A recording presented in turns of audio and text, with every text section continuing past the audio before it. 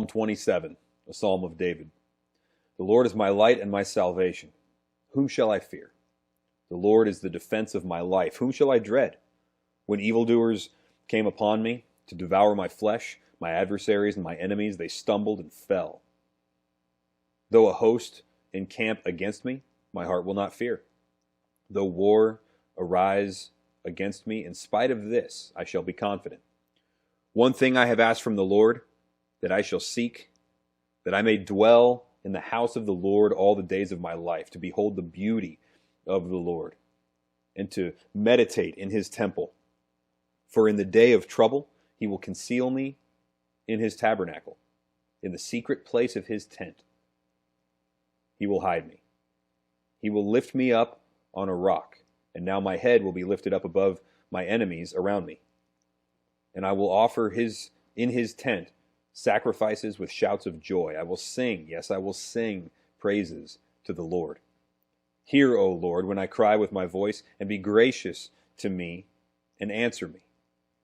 When you said, seek my face, my heart said to you, your face, O Lord, I shall seek. Do not hide your face from me. Do not turn your servant away in anger. You have been my help. Do not abandon me, nor forsake me, O God of my salvation. For my father and my mother have forsaken me, but the Lord will take me up. Teach me your way, O Lord, and lead me in a level path because of my foes.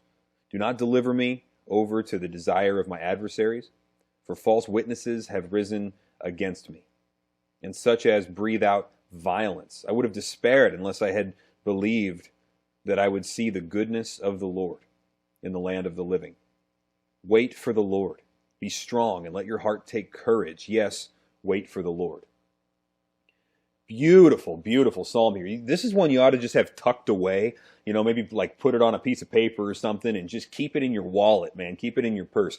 Because, who doesn't run into situations like this in life? This is an interesting time to be recording this, because I'm actually recording a couple weeks ahead because I'm going on a mission trip. We are before the election right now, but by the time this gets released, the election will have happened, and I have no idea who's going to win this thing. What I do know is that probably about 70% of the country is not going to be thrilled with the results one way or the other, because, whoever wins, they've got a base, but then a lot of people are going to be voting for that person without being thrilled about it, because they will just be essentially voting not for the other guy.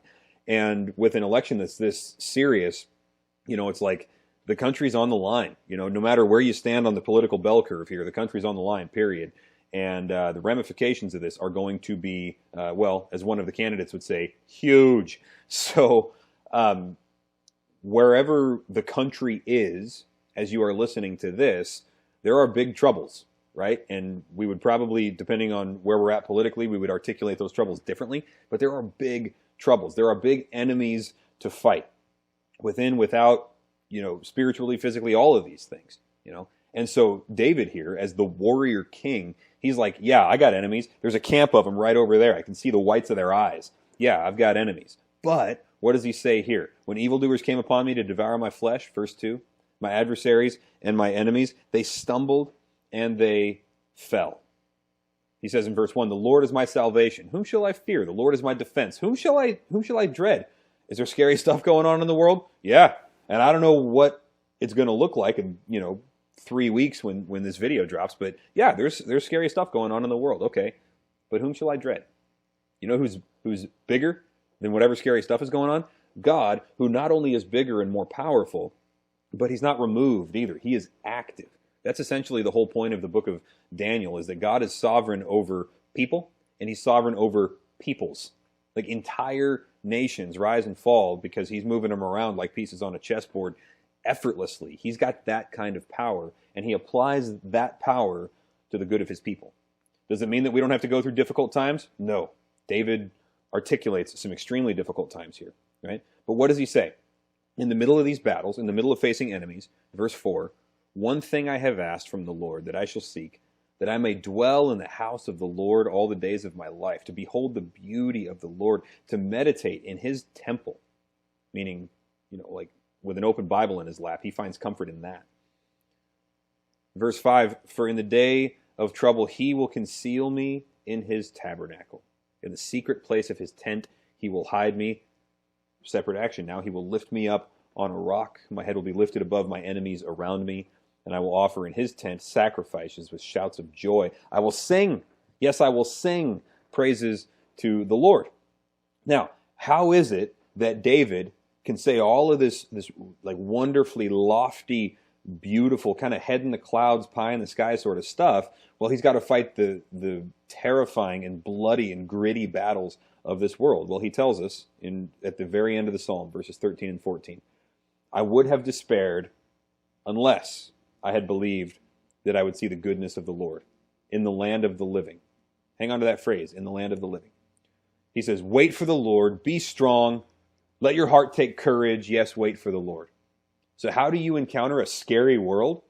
You wait for the Lord, you let your heart be strong, and you take courage, and you operate in the knowledge that, the belief here, he says, that you will see the goodness of the Lord, the beauty of the Lord in his temple. Here he says, the goodness of the Lord in the land of the living. You know what that is? That's heaven. That's the new heaven and new earth, man, the land of the living. Psalm 116 says this in a beautiful way, where it talks about going through the death process and then walking in the land of the living forever after that. So the land of the living is essentially the place where God has taken every wrong and made it right, taken every crooked stick and made it straight, crooked path made it straight, right? And he says, you operate in that knowledge, and you can not only survive in the middle of a scary world with all kinds of problems, in the middle of a battle where people want you dead. You not only survive, you can actually take comfort. You can rest. David will, he said earlier in Psalm 23 that you prepare me a table in the presence of my enemies. He's sitting down to eat. He's like, yeah, the Philistines want me dead. Satan hates me. Everything is going wrong. How about another hard-boiled egg? That thing was delicious. Maybe you don't like hard-boiled eggs. How about some more lamb? Whatever the case may be, a table in the presence of my enemies. How? We operate with the knowledge that heaven is real, and we are destined for that. All of this affliction is light and momentary and unworthy to be compared with the things that God has waiting for those who love him, and eye has not seen it, ear has not heard it, and we will dwell in the house of the Lord forever.